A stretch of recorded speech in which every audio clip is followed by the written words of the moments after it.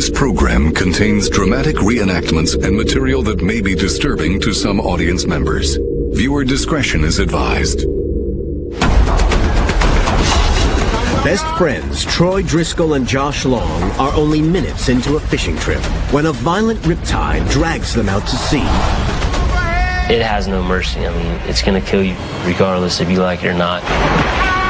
The boys spend 6 days battling for their lives. And without food or water, they're pushed to the limits of survival. I just simply asked Josh to kill me. I didn't want to be there no more.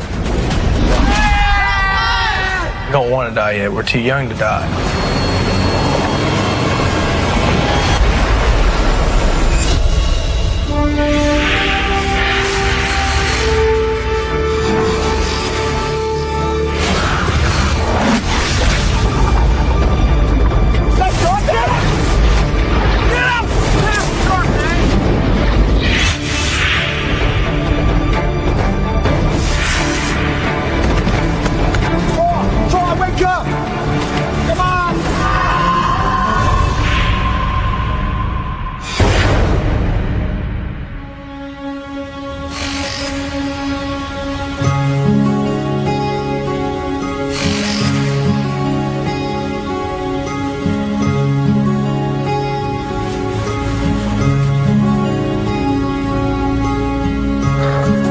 When we woke up, we were bored, didn't have nothing to do. It was actually my idea to take the boat in the ocean.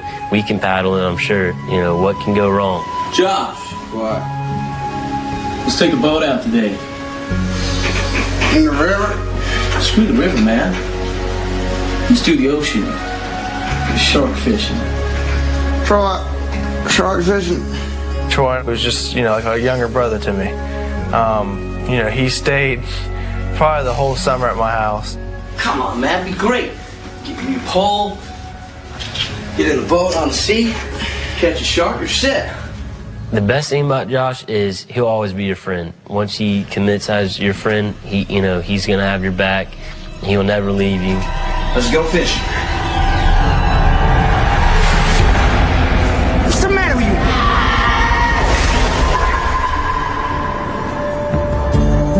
Best friends 17-year-old Josh Long and 15-year-old Troy Driscoll head off to Sullivan's Island, a popular fishing spot just off the coast of South Carolina. The weather was great. The part of the beach that we put in was actually very calm. Josh has only just finished rebuilding the fishing boat. It had no engines or sail and is completely untried at sea. We actually never used the boat before we put it in the ocean. But the two boys have fished the waters around Sullivan's Island many times before and have no concerns. We just plan on being out there, just for a few hours and then going home, and getting ready for school the next day. Ready? Yeah. After 3. 1, 2. No, wait! I forgot the bait. Troy, this is a fishing trip. I just had my cell phone in my pocket, and my dad's real straight about cell phones, and he was paying for mine at the time, and I knew I wasn't gonna mess it up. So I just put it right back in the truck.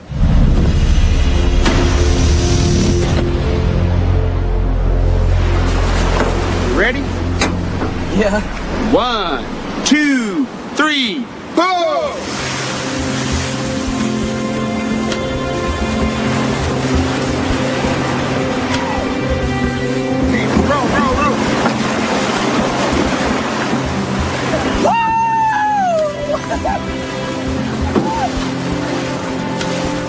We kind of got an idea of, hey, let's go paddle between those sandbars over there. Sharks and fish probably get in the gullies because it's 2 sandbars. And everything seemed good. We were making good leeway. He was paddling on the front and I was paddling on the back. I was having fun. I was bouncing up and down.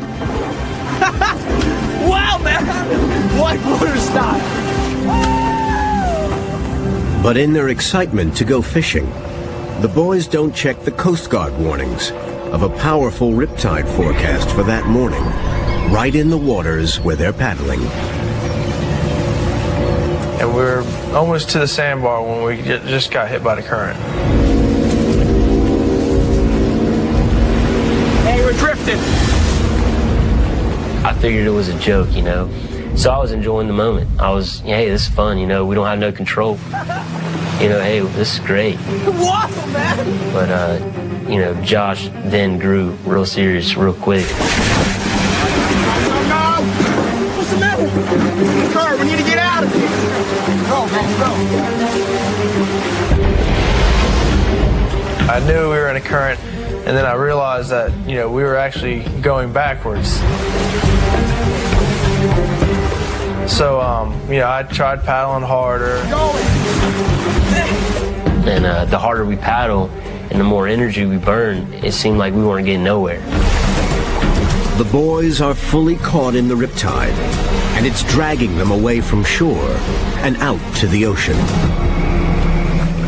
When I realized how far we went in such short a time, I was like, this thing is really powerful. Go, keep going. Still going out. Stop. Stop here. Yeah. Well, we threw the anchor out, trying to get it to hook on to something, you know. It wasn't doing its job. I mean, it wasn't anchoring us or holding us in one position. Sure enough, we just kept drifting further out. It was no match for the current. Paddle, Troy, on. Don't adjust me on my arms. Come on, Troy. I don't think it's working. You know, there's a bunch of people out there running and, you know, jogging and walking. Hey! Hey! Over here! Hey! And we were hoping that one of them would have seen us. We tried to get their attention, but nobody, you know, heard us. We were already that far out. It's taken just minutes for the boys and their tiny boat to be dragged hundreds of yards out to sea and into serious trouble. We both talked to each other and saying, we're not going nowhere. This isn't helping. We got to do something different. We got to come up with a different plan.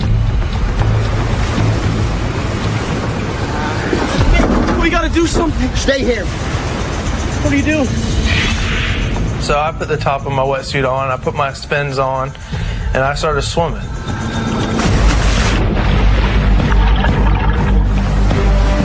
Josh's plan is to swim to the sandbar with the anchor rope and then pull the boat to safety. In a panic, Troy also tries to swim for the sandbar, but immediately feels the force of the current. I was almost there, and then I look back and see Troy struggling. Feels like something's trying to just pull me under. You know, I just feel all my energy being sucked out of my body. And once you run out of energy and you can't swim against it, it has no mercy. I mean, it's gonna kill you regardless if you like it or not.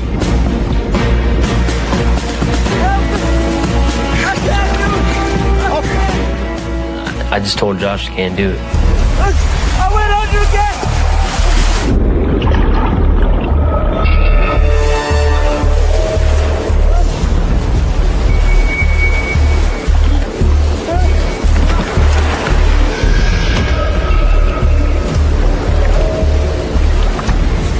We were being pulled out to sea at a very fast pace, and couldn't do anything about it.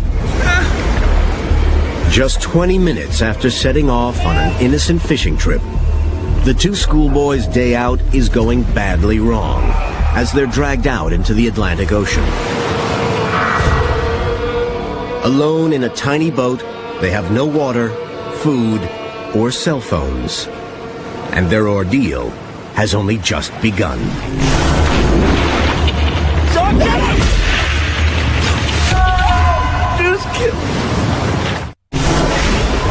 Just minutes after best friends Troy Driscoll and Josh Long launch their fishing boat, their fun day out turns terrifying. Hey, we're drifting. A powerful riptide has swept them out to the ocean in an unseaworthy boat with no food, water, or cell phones. Troy, we're gonna come get us soon. Don't worry, okay? I told Troy, I said, well, they're going to come look for us. They're going to find us. So I was like, and I told him, I said, I'm just going to fish, while we're waiting. Shark fishing. Come on, man. Give me my new rod. Right as I got the pole rigged up and I stood up to cast it, a wave hit the side of the boat and knocked me over, and I knocked over my brand new fishing pole in the water. No, my new pole! No! He lost his brand new pole, and that really ticked him off a lot, and he pretty much lost it. Stupid fishing trick! My new rod! Everything I did was getting, screwed somehow that day. It was definitely one of my temper tantrums. Whoa! Cool it, man. Yeah, this isn't gonna help, is it? Shut up, man. I knew he lost the fishing pole, but that was the least of my worries. I was like, hey man, listen, this isn't what we need to do right now. You don't need to be cussing. You don't need to be throwing stuff. We need to be here as a team. We came in it together, and we were gonna go out together. Crazy, man. You're losing your mind on me. Sorry, man. Crazy.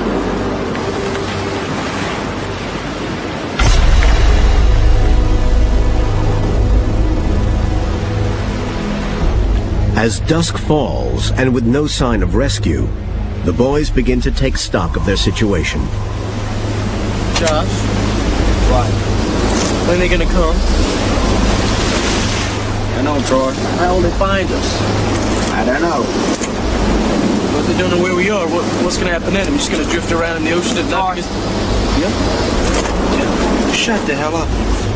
I was telling him, I was like, Troy, we've only been out here for, one day. I said, they're going to realize tonight that we didn't come home, and they'll be out here the next morning.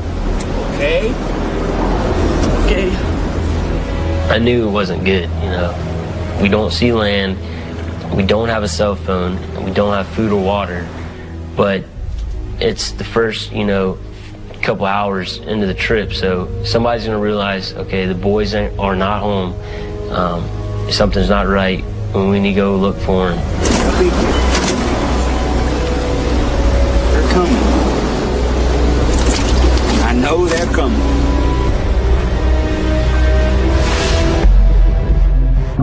The boys haven't been seen for over 10 hours. And back on shore, Josh's father calls for help. Hello, is that the Coast Guard station?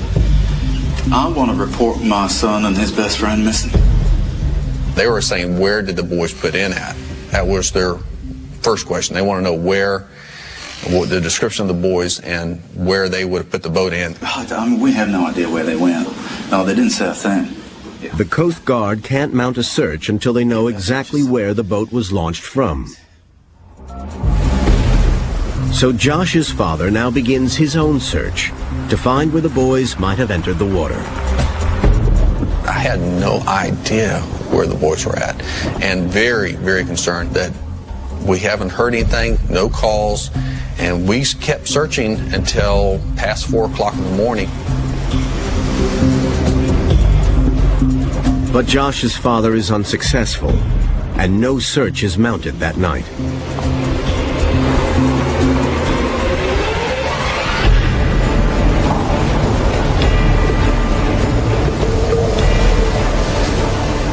Out at sea, things are getting serious. The two boys are still drifting in their tiny boat. Alone, they face their first night out on the ocean in the middle of a storm. The first night, I barely slept. We were very, very cold. Strong waves begin to batter the tiny boat, and the temperature plummets to below 32 degrees. Coming in too fast. All right. When a wave would come, it would pull that side of the boat down and water would come over. Come on. It felt like ice hitting you. All in all, we were, freezing to death. John, keep moving. Keep moving, okay? Couldn't feel our hands. We were shivering. We pretty much, we had to cuddle with each other. you know, just for body heat. It was that bad. Suffering the extreme nighttime cold makes the boys realize just how much peril they're in. Panic turns to terror as they face